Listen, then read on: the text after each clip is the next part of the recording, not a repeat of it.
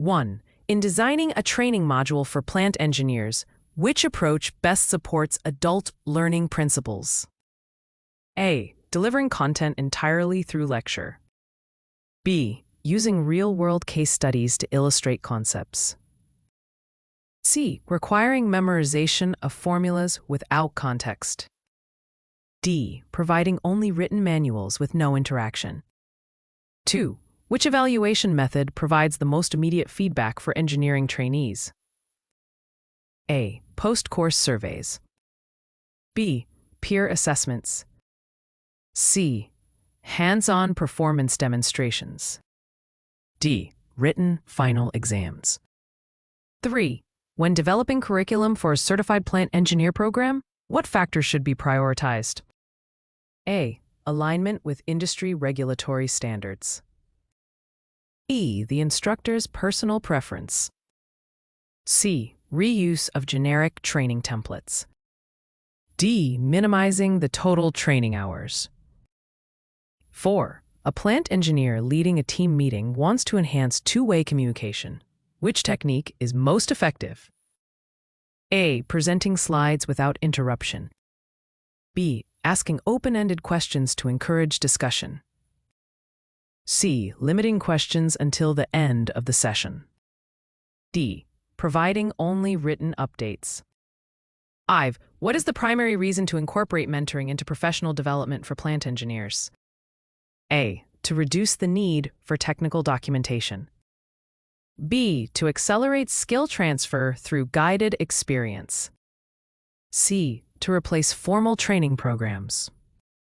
D. To ensure all engineers have identical communication styles. 6. In competency-based training, which method best verifies skill mastery? A. Multiple choice exams. B. Simulation-based performance assessments. C. Attendance tracking. D. Supervisor approval without testing. 7. Which of the following is an example of formative evaluation? A. Mid-course quizzes that identify learning gaps. B. A final project scored for certification. C. Annual compliance audits. D. Summative course end surveys. 8. In plant engineering training, the use of problem-based learning primarily benefits learners by A. Reducing instructor preparation time. B. Enhancing problem-solving and critical thinking skills. C. Standardizing all responses. D. Shortening overall training duration. 9. Which communication barrier is most common when engineering managers use technical jargon with mixed audiences? A. Redundancy. B. Information overload. C. Misinterpretation. D. Noise interference. 10. A certified plant engineer is mentoring a junior colleague. Which strategy best encourages self-directed learning? A. Giving direct answers to all questions. B. Assigning guided research tasks. C. Limiting access to resources. D. Requiring silent observation. 11. Which curriculum development model is most effective for creating structured technical training? ADDIE model. B. Trial and error approach. C. Instructor-designed checklists. D. Informal peer discussion. 12. A summative evaluation is conducted at the end of training to A. Provide ongoing feedback during learning. B. Identify course completion and overall effectiveness. C. Adjust training objectives in progress. D. Measure attendance rates only. 13. Which regulatory compliance area is most relevant to plant engineers when designing safety training? A. OSHA standards. B. FCC broadcasting rules. C. FAA flight regulations. D. HIPAA privacy laws. 14. During a team debrief, an engineer notices minimal participation. What is the best communication adjustment? A. Switching to one-way reporting. B. Encouraging each member to share input. C. Ending the session early. D. Sending the notes by email instead. 15. Which mentoring practice best supports skill transfer in plant engineering? A. Demonstrating tasks followed by guided practice. B. Leaving mentees to learn independently. C. Giving only theoretical explanations. Providing written instructions without interaction. 16. In adult learning, intrinsic motivation is best supported when training. A. Is linked to career advancement opportunities. B. Relies solely on mandatory attendance. C. Focuses exclusively on compliance requirements. D. Uses repetitive memorization drills. 17. A training evaluation that compares pre-test and post-test scores is measuring what? A. Knowledge retention. E. Satisfaction. C. Course attendance. D. Resource usage. 18. Which element is critical when designing curriculum for regulatory compliance training? A. Alignment with applicable laws and standards. B. Trainer's preferred teaching style. C. Minimizing interactive components. D. General industry trends without verification. 19. Which communication method is most effective when training plant engineers on emergency response? A. Text-heavy manuals. E. Interactive drills and simulations. C. Long recorded lectures. D. Passive slide reviews. 20. In mentoring, which approach develops critical thinking? A. Asking reflective questions. Providing all solutions immediately. C. Avoiding discussion of mistakes.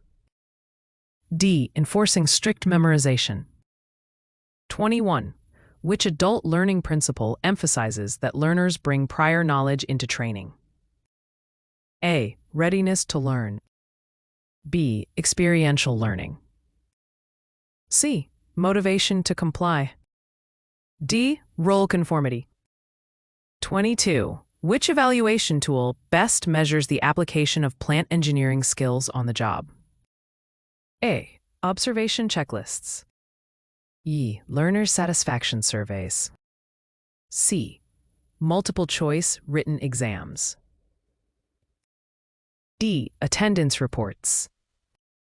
23. When developing a curriculum, what ensures instructional objectives are measurable? A. Using action verbs in learning outcomes. B. Stating vague intentions. C. Avoiding assessments. D. Writing outcomes in narrative style. 24.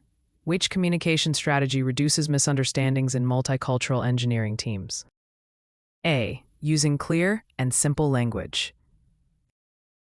B. Relying on complex idioms. C. Avoiding clarifications. D. Speaking faster to save time. 25. A mentoring session is most effective when A. The mentor balances guidance with independent practice. B. The mentor dominates the conversation. C. The mentee observes silently. D. The mentor provides only written feedback. 26. Which principle of adult learning suggests training should be problem-centered? A. Self-concept. B. Orientation to learning. C. Readiness to learn. D. Motivation. 27. What is the main advantage of formative assessments during plant engineer training? A. Identifying learning gaps early. B. Providing certification. C. Meeting regulatory audits. D. Reducing total training time. 28. A compliance training curriculum should prioritize A. Industry-specific regulatory requirements. B. Instructor convenience. C. Learner preference surveys. D. General knowledge expansion. 29. Which communication tool is best for rapid emergency updates in a plant facility? A. Public address announcements. B. Detailed written reports. C. Annual newsletters. D. Monthly team meetings. 30. When mentoring, setting SMART goals for mentees ensures objectives are specific and achievable. B. Discussions remain vague. C. Outcomes are unmeasurable. D. Compliance is optional. 31.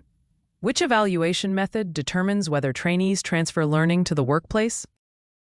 A. On-the-job performance observation. B. Post-course satisfaction survey. C. Entry-level diagnostic test. D. End-of-course multiple-choice exam. 32. In curriculum development, backward design begins with A. Identifying desired learning outcomes. B. Preparing lecture slides. C. Scheduling the training sessions. D. Assigning mentors. 33. What is the primary purpose of summative evaluation? A. To judge overall training effectiveness. B. To provide feedback during delivery. C. To set future learning goals mid-course. D. To identify learners' readiness to enroll. 34. Which regulation most directly governs hazardous material handling in plants? A. OSHA Hazard Communication Standard. B. Copyright laws. C. Environmental Marketing Claims Act. D. Communications Decency Act.